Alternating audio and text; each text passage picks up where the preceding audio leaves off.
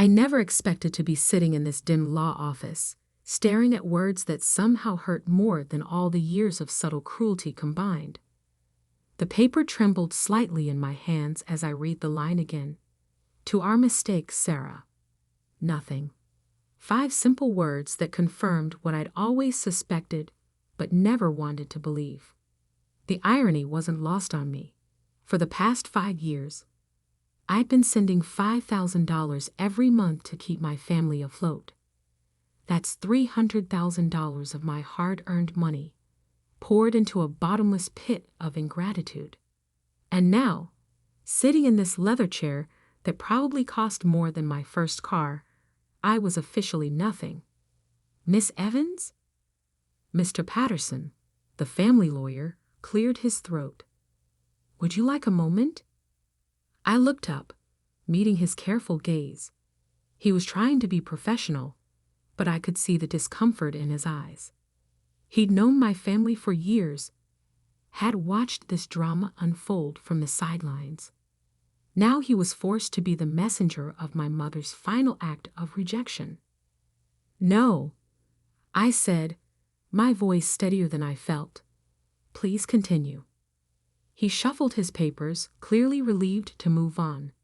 As he droned on about the distribution of assets between my father and my sister Marie, I let my mind drift back to where this all began. 5 years ago, I was just starting to find my footing in life. At 25, I had launched my own financial consulting firm. It wasn't much, just me, a laptop, and a tiny office above a Chinese restaurant in downtown Seattle. The smell of Kung Pao chicken would waft up through the floorboards every day around noon, but the rent was cheap, and I was determined to make it work. Then came the call that changed everything. Sarah. My mother's voice had been uncharacteristically fragile that evening. We need to talk about something important. I remember sitting straighter in my chair, my stomach tightening.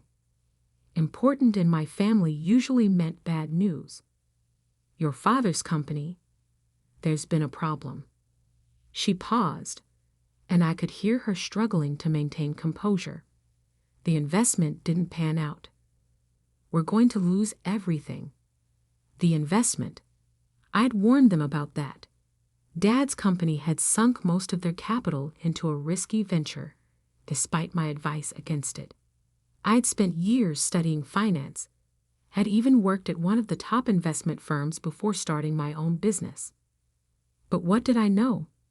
I was just the daughter who disappointed them by not following the traditional path they'd laid out. How bad is it? I asked, already dreading the answer. We can't make the mortgage payment this month. Her voice cracked. The credit cards are maxed out. Your father, he's not handling it well.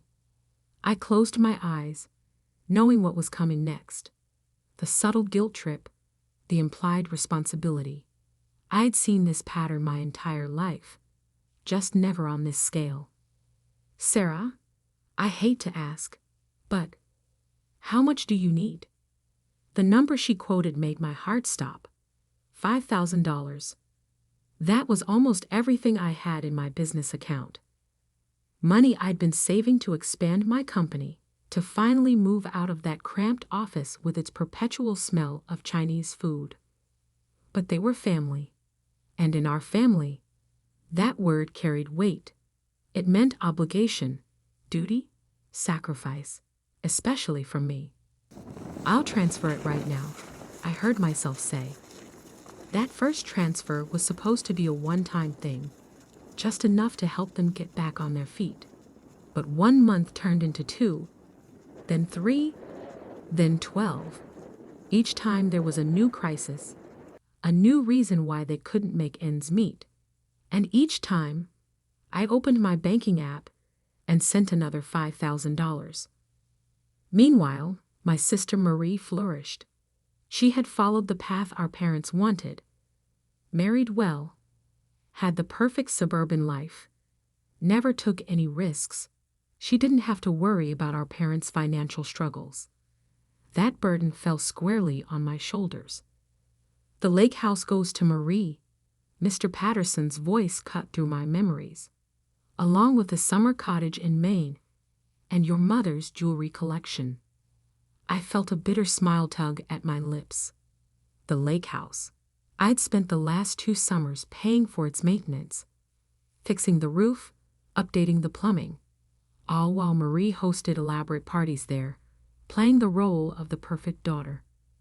The remaining liquid assets will be divided between your father and Marie, with a 7,030 split in your father's favor. Mr. Patterson paused, glancing at me apologetically. That concludes the major points of the will. I sat there, letting the reality sink in. 5 years of support, of sacrificing my own dreams to keep them afloat, and this was my reward. To be officially labeled as the mistake in my mother's last words. My phone buzzed in my pocket. Probably another text from Dad about this month's mortgage payment. It was due in 3 days. He'd been reminding me all week, as if I might forget my familial duty. With steady hands, I pulled out my phone. Mr. Patterson was still talking. Something about signing papers, but I wasn't listening anymore. I opened my banking app, navigated to the recurring payments section, and found the one labeled Family Support. 1 tap. That's all it would take to end 5 years of financial drain. 1 tap to finally say enough. Miss Evans? Mr. Patterson's voice seemed distant. Do you have any questions about the will? I looked up from my phone, meeting his gaze. Just one, I said quietly. When does this become official? The will? It's effective immediately. I nodded, then pressed my thumb against the screen. Cancel payment. Confirm? Yes. Standing up, I smoothed down my skirt and picked up my purse. Thank you for your time, Mr. Patterson. I trust you'll inform my father and Marie of the details. He blinked, caught off guard by my calm demeanor. Yes, of course. But don't you want to discuss this with your family? Perhaps there's been some misunderstanding. No misunderstanding. I cut him off gently. The will is perfectly clear. I'm the mistake, and mistakes don't pay bills. As I walked toward the door, my phone started buzzing again. Dad's name flashed on the screen, probably wondering why I wasn't answering his texts about the mortgage. For the first time in 5 years, I hit decline. Outside, Seattle's perpetual rain had stopped, leaving the air crisp and clean. I took a deep breath, feeling lighter than I had in years. My mother's final words had hurt, yes, but they'd also freed me. No more pretending, no more obligation, no more draining my resources to fuel their lifestyle. I had built something from nothing once before, starting with just a laptop and a dream in a tiny office above a Chinese restaurant. I could do it again, but this time without the weight of family expectations holding me back. My phone buzzed one more time. A text from Marie. Where are you? Dad's trying to reach you about the mortgage. I typed out a reply, then paused, considering my words carefully. Finally, I wrote, Tell Dad the mistake is done fixing your problems. Time to solve them yourself. Then I blocked their numbers, slipped my phone back into my pocket, and walked toward my car. It was time to start writing my own story, one where I wasn't the mistake but the masterpiece. But this was just the beginning. What I didn't know then was that my family's reaction to being cut off would spark a chain of events that would change everything. Their desperate attempts to regain control, their manipulation tactics, and ultimately, their shocking discovery about who I'd become while they were busy dismissing me. All of that was yet to come. For now, though, I just drove home, watching Seattle's skyline grow larger in my windshield. Tomorrow would bring new challenges, but for the first time in years, I was ready to face them on my own terms. The office above the Chinese restaurant was long gone, replaced by a modern space in a high-rise downtown. But sometimes, when I needed a reminder of how far I'd come, I'd order Kung Pao chicken and smile, remembering the girl who started with nothing but determination. That girl wasn't a mistake. She was a force of nature. And now, finally, she was free. The first sign that my family had discovered the canceled payments came 3 days later.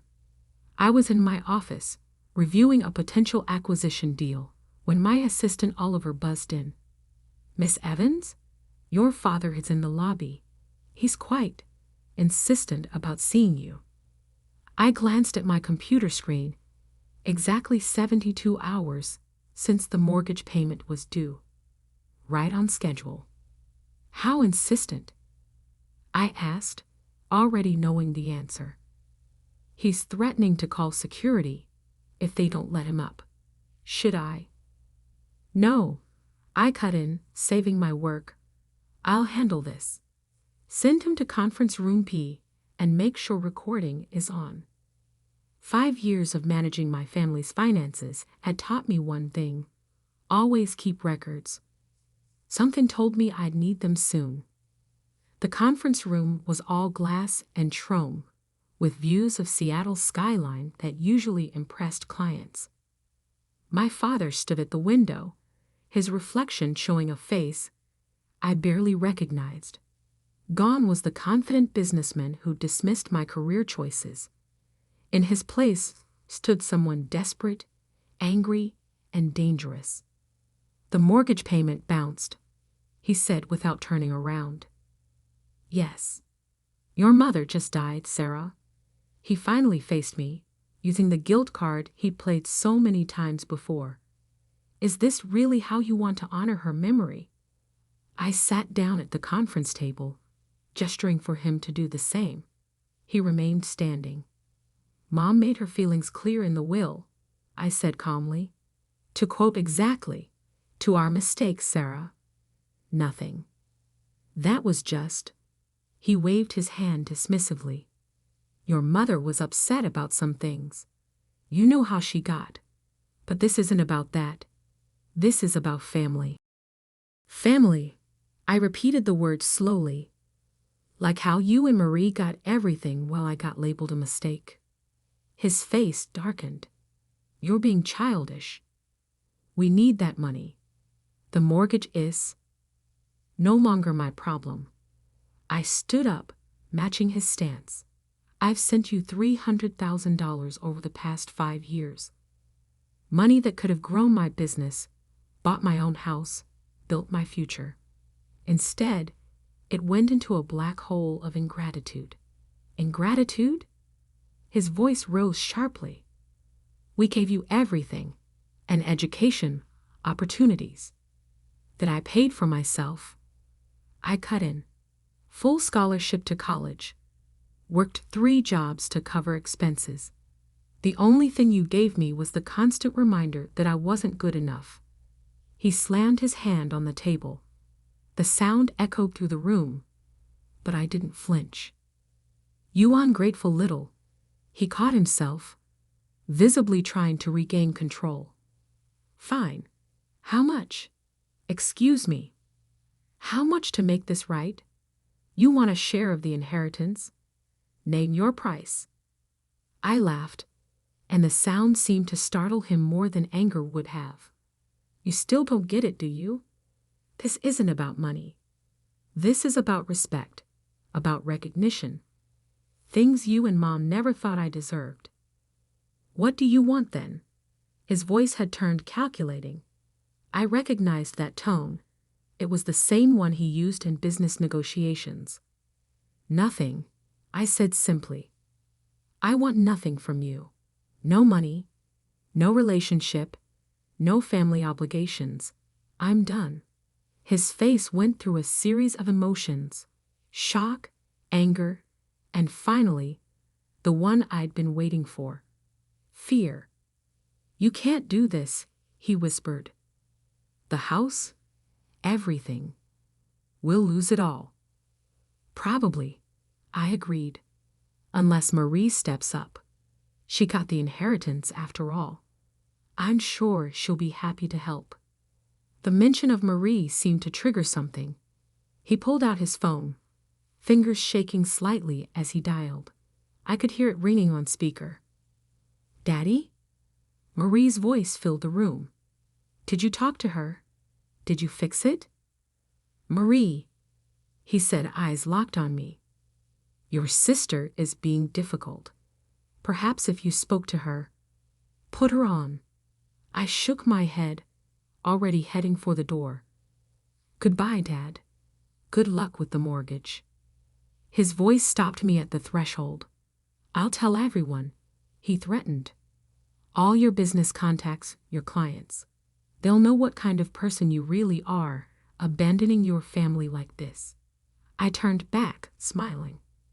Go ahead. Tell them how your younger daughter paid your bills for 5 years while you gave everything to her sister. Tell them how you labeled her a mistake in her mother's will. Tell them exactly why she finally said enough. I closed the door on his stunned face, but I could still hear Marie's voice through the glass. Daddy? What do we do now? Back in my office, I'd buzzed Oliver. Cancel all my appointments for the rest of the day. And Oliver? If any of my family members try to come up again, call security immediately. Yes, Miss Evans. Also, your sister Marie has called 6 times in the last hour. Block her number and send in the acquisition papers for the Thompson deal. I need something to focus on. I spent the next few hours buried in work, but my phone kept lighting up with messages from unknown numbers. My family trying to reach me through different lines, each one more desperate than the last. Sarah, please. We'll lose everything. This isn't what Mom would have wanted. You can't just abandon us like this. The bank is threatening foreclosure. I blocked each number methodically, but one message from Marie made me pause. Fine. Be that way. But don't come crying to us when your precious company fails. Nobody succeeds alone. She was wrong about that. I had succeeded alone. Every step of the way, from that tiny office above the Chinese restaurant to my current success, I'd done it without their help. In fact, I'd done it despite their constant undermining. That evening, I stayed late at the office, watching the sun set over Elliott Bay. My phone had finally gone quiet, but I knew this wasn't over. My family wasn't used to being denied anything, especially by me. They would escalate, try to find ways to pressure me, attempt to use my business contacts against me. What they didn't know was that I was prepared. 5 years of supporting them had taught me to document everything. Every transfer, every text message begging for money, every email promising it would be the last time. I had it all safely stored away. I also had something else they didn't know about: leverage. The Thompson deal I was reviewing wasn't just any acquisition. It was for a property management company that happened to handle several of Dad's business properties. Properties that were already struggling due to his financial mismanagement. If they wanted to play hardball, they'd learned that the mistake had learned a few tricks of her own. My computer pinged with an email notification. It was from Mr. Patterson, the family lawyer.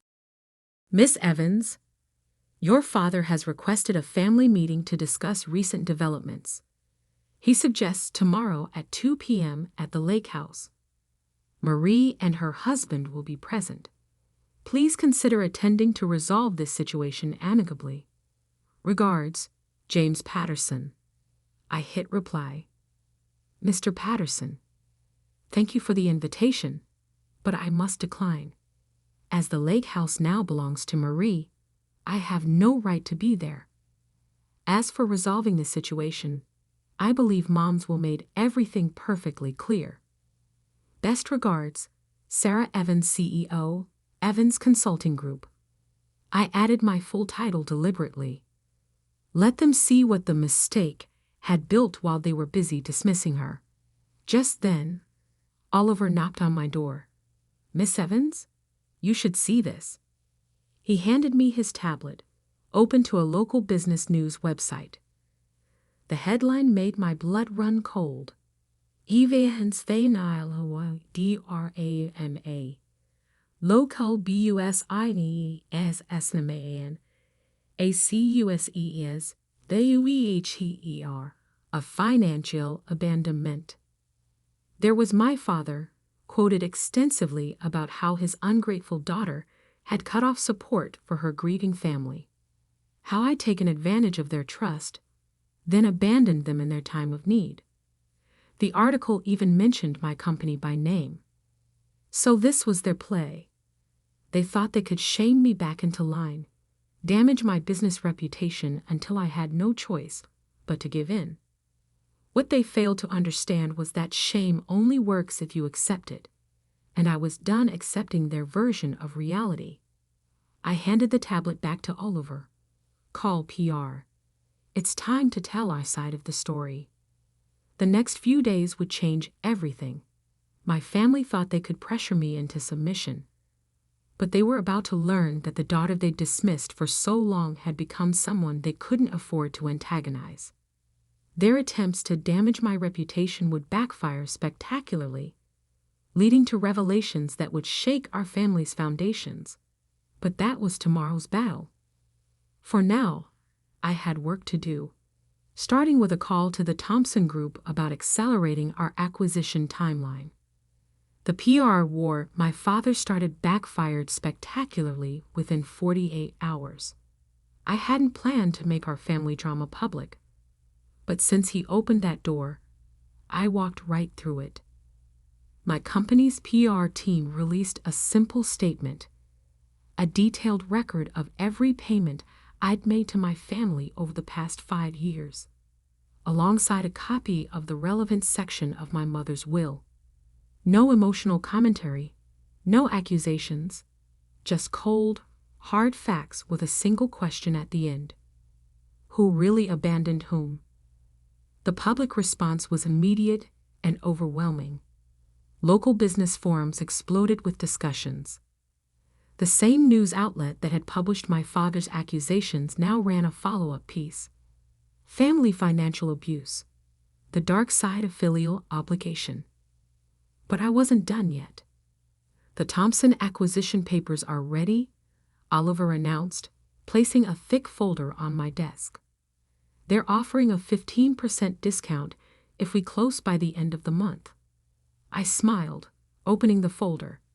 Thompson Properties managed 60% of my father's business real estate. Once this deal went through, I would effectively become his landlord. "Schedule the signing for next week," I said, then paused. "And Oliver?" "Make sure my father receives an invitation. He should know who his new property manager is going to be." The next few days passed in a blur of activity. My family tried everything to regain control.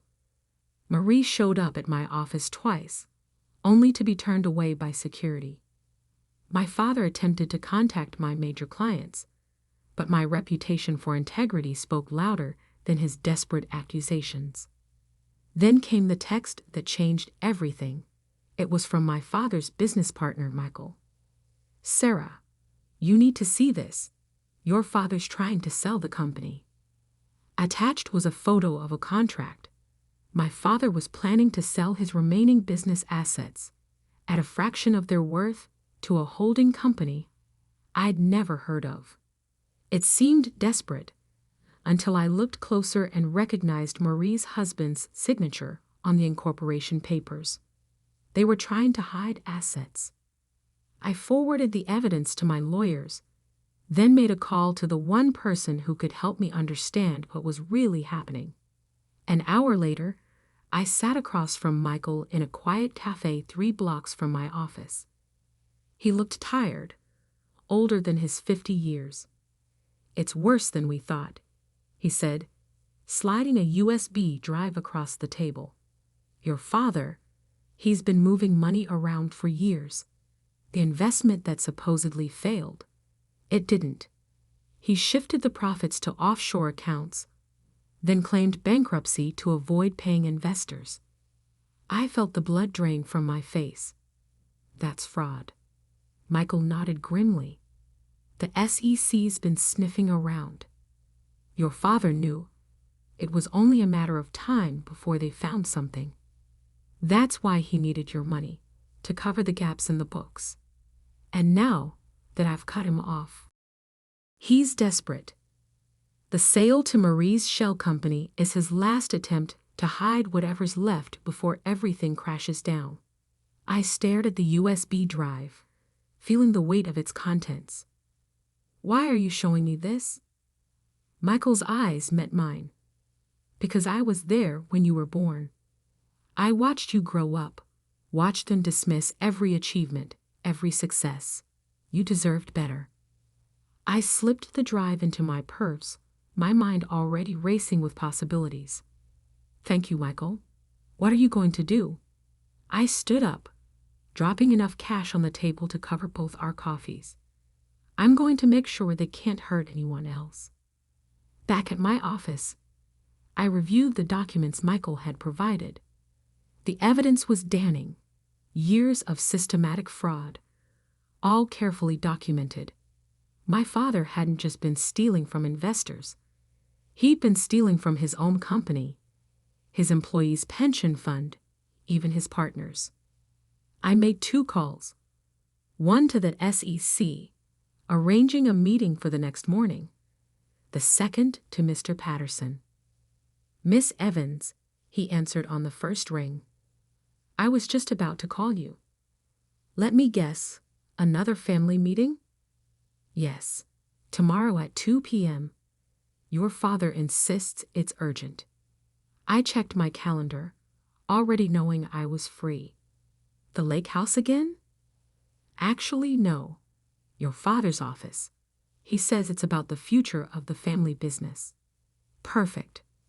Tell him I'll be there. The next morning, I met with SEC investigators, turning over everything Michael had provided. They were particularly interested in the attempted asset transfer to Marie's shell company. At 2 p.m. sharp, I walked into my father's office building for what I knew would be the last time. The receptionist directed me to the main conference room, where I found my father, Marie, her husband James, and Mr. Patterson already waiting. Sarah, my father stood, attempting a smile. Thank you for coming. We have a proposition that could benefit everyone. I took a seat, noting the thick contract in front of Marie. I'm listening. We're restructuring the family business, he began. Marie and James have created a new holding company. We want to transfer all assets to this new entity, with you receiving a 15% stake. In return, we need you to resume me the monthly payments and publicly retract your recent statements. I picked up the contract, pretending to read it carefully. And if I refuse, Marie leaned forward. Then you get nothing. No stake in the company, no share in any future profits. You'll be completely cut off from the family fortune. What family fortune? I asked quietly. The one Dad hid in offshore accounts, or the one he stole from his investors. The room went deadly silent. My father's face turned pale. What are you talking about? Marie demanded, but I could see fear creeping into her eyes. The SEC is very interested in that question, I said, standing up. In fact, they should be arriving any minute now. I had a fascinating meeting with them this morning. The sound of elevator doors opening echoed down the hall, followed by multiple footsteps. You didn't, my father whispered. Actually, I did. But don't worry, I made sure they got everything. The offshore accounts, the fraudulent bankruptcy, even this latest attempt to hide assets through Marie's company. Consider it my final gift to the family." The conference room door opened. 3 SEC agents entered, followed by 2 police officers. "Henry Evans?" One agent stepped forward. "We have a warrant for your arrest." What happened next seemed to unfold in slow motion. My father, trying to delete something on his phone before an agent snatched it away. Marie, screaming that I had no right, that I was destroying the family. Her husband, attempting to flee before being stopped at the elevator. Mr. Patterson just sat there, shaking his head slowly. "I should have known," he muttered. "All those years of meticulous record-keeping." I watched as they led my father away in handcuffs, Marie and James following shortly after as material witnesses. The family empire, built on lies and manipulation, crumbled in less than an hour. Outside, reporters had already gathered. Someone must have tipped them off. As I walked to my car, I heard my father's voice one last time. "Sarah, you can't do this. We're family." I turned back, meeting his eyes. "No, Dad. I'm just the mistake, remember? And this mistake just corrected a lot of wrongs." 3 months later, I sat in my office, reviewing the final report from the SEC investigation. My father had been sentenced to 15 years for fraud and embezzlement. Marie and James got lighter sentences for their roles in the attempted asset concealment. The lake house and other properties were seized and sold to repay investors. Oliver knocked on my door. "Miss Evans? The Thompson deal is complete. You now officially own the management rights to all former Evans Properties buildings." I nodded, closing the SEC file. "Schedule a meeting with the tenants. I want to discuss modernization plans and potential rent adjustments. Also," he hesitated, "there's a letter from your father." I held out my hand, taking the prison-stamped envelope. Inside was a single page. "Sarah, I understand now what you meant about respect, about recognition. I'm sorry it took losing everything to see what we had in you. Dad." I folded the letter carefully and placed it in my desk drawer. Maybe someday I'd respond, but not today. Today, I had a company to run and a future to build. My phone buzzed, a text from Michael. "Saw the Thompson deal announcement. Your grandfather would be proud." I smiled, remembering the only family member who had ever believed in me. He'd called me his $1,000,000 mistake once, teasing my parents about their short-sightedness. Looking out over the Seattle skyline from my office window, I realized he was wrong. I wasn't a $1,000,000 mistake. I was a $1 billion success story. And I had done it my way, without their help, without their approval, and finally, without their chains holding me back. The mistake had become a masterpiece, and that was the greatest revenge of all.